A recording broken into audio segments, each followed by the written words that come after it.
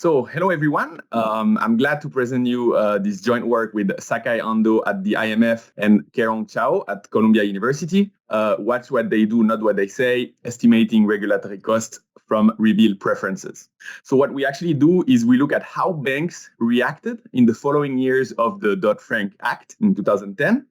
And from their reaction or behavior, we infer the regulatory costs imposed on them.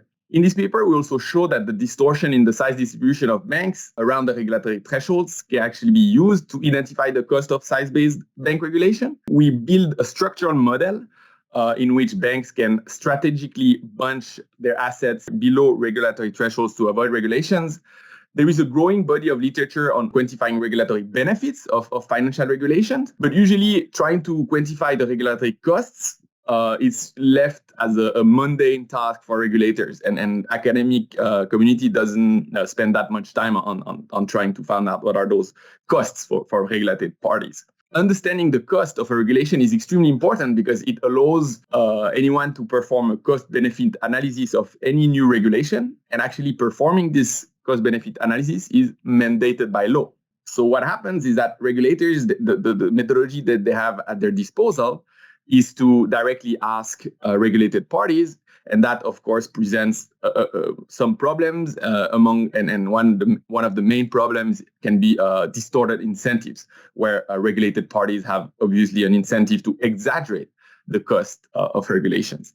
So our approach is watch what they do, not what they say. And as you can immediately see in the first figure of section 3, you see that the bank size distribution is kind of distorted post Dodd-Frank.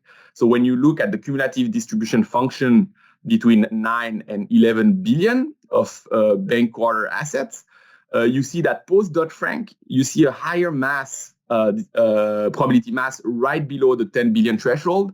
And this excess mass is not there when you look at the pre-Dodd-Frank distribution in dashed blue.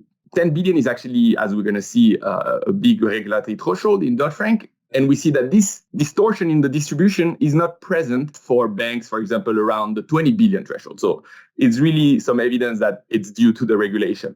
We're going to actually focus on the cost of those size-based regulation in Dodd-Frank, especially the 10 billion threshold and the 50 billion threshold. So banks who post Dodd-Frank who had assets above 10 billion, they now had to conduct annual stress tests. They had to comply with the Durbin Amendment, which would cap their interchange debit card fees.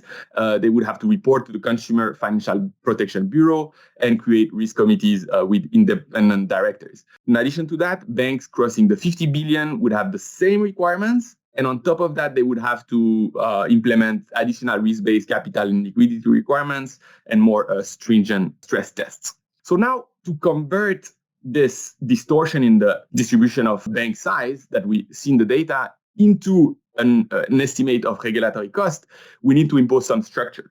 And that's why we're going to develop a structural model of the size distribution of banks. In our model, banks maximize profit, which is the quantity total assets times the spread they earn between the lending rate R and the funding rate, small r, or the deposit rate. Banks are actually different in their productivity Z, where actually more productive banks are going to be able to raise more deposits for the same funding rate, small r.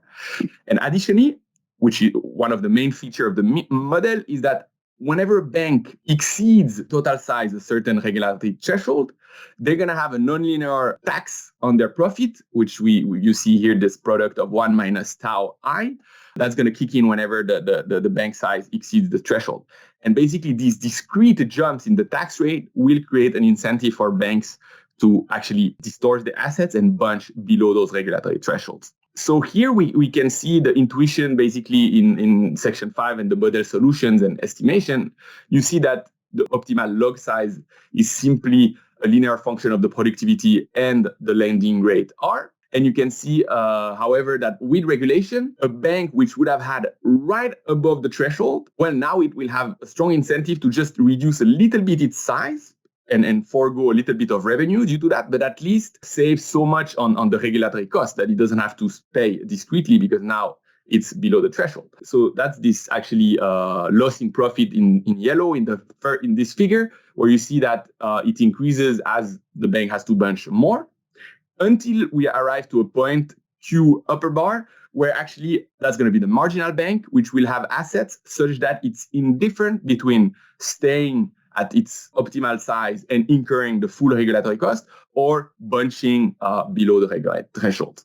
And basically this indifference condition of the marginal bank is actually going to give us a sufficient statistic formula for the regulatory cost tau, which is here in blue. So equipped with this sufficient statistic, we're going to actually derive a maximum likelihood estimator applied to US bank data, where we are going to actually assume that we observed bank assets as the sum of the optimal size of the bank plus an error term, which is a structural error, capturing some deviation from our empirical model.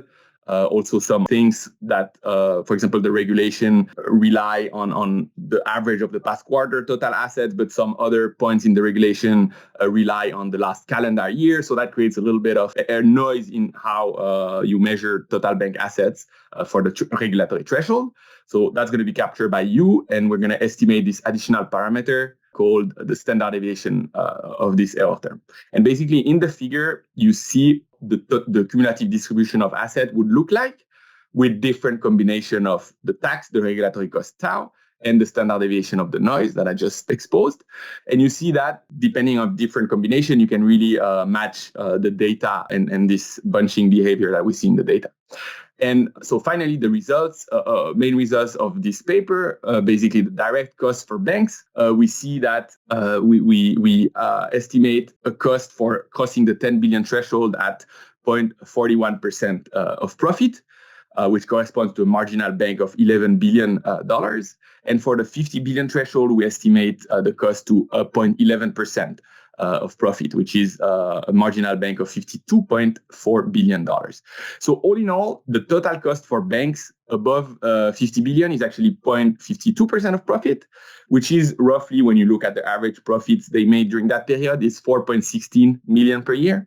To understand even better, that would represent the approximate annual expense of hiring 52 additional compliance officers. So it's still a significant cost, but it tends to be lower than what is self-reported by banks. So yeah, that concludes the presentation of this poster. Thanks for your attention. And if you have any questions, please don't hesitate to send me an email at email address I just put here at the end of this poster. So thank you very much.